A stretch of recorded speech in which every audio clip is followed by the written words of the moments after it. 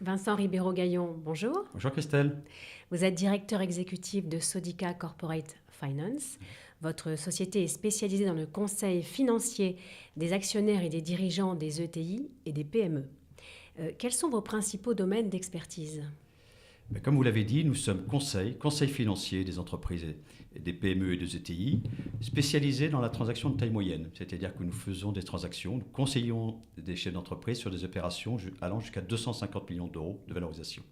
C'est quoi ce conseil ? C'est du conseil, le chef d'entreprise, pour sa transmission, pour ses levées de fonds éventuelles, pour ses augmentations de capital, pour ses croissances externes bien évidemment, éventuellement même pour ce qu'on appelle les rotations du capital, c'est-à-dire remplacer un investisseur ou un fonds d'investissement par un autre.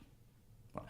Nous intervenons également, et c'est une particularité que nous avons dans tout ce qui est ingénierie financière et boursière, donc introduction en bourse, offre publique de retrait, offre publique d'achat. Et comme particularité, c'est que nous avons des départements spécialisés. Nous avons des départements spécialisés dans l'agroalimentaire, puisque nous sommes filiales du groupe Crédit Agricole, c'est un sujet très important pour nous. Nous avons un département spécialisé dans le viticole, nous sommes leaders de la transaction viticole en France.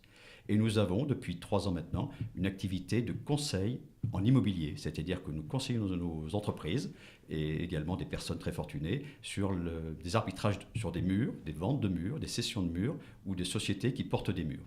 Donc vous voyez qu'on a un dispositif complet de conseil financier. Très bien. En quelques mots, quels sont les enjeux du conseil en fusion-acquisition ? Le marché est assez actif, même plutôt très actif actuellement. C'est-à-dire qu'aujourd'hui, nous avons beaucoup de chefs d'entreprise qui préparent leur transmission, leur cession. Nous avons également beaucoup de liquidités sur le marché à investir.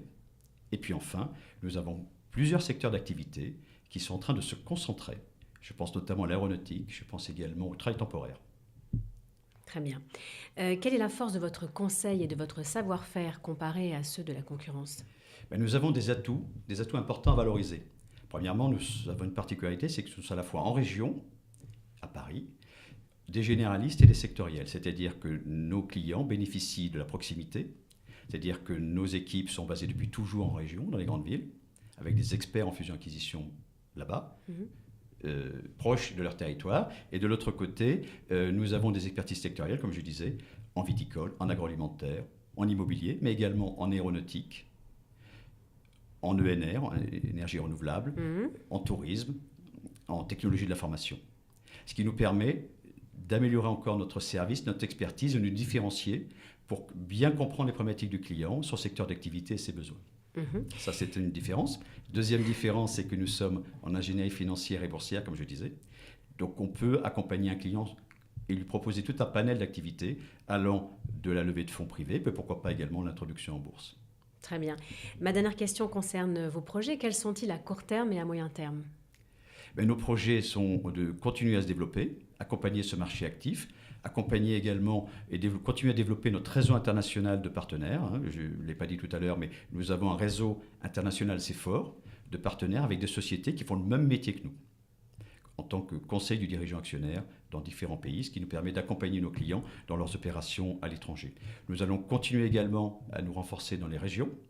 Nous avons ouvert en 2018 un nouveau bureau à Dijon.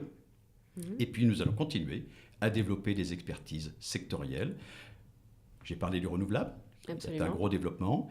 Je pourrais parler également de l'innovation, c'est-à-dire que nous accompagnons depuis le début de cette année des startups dans leur levée de fonds.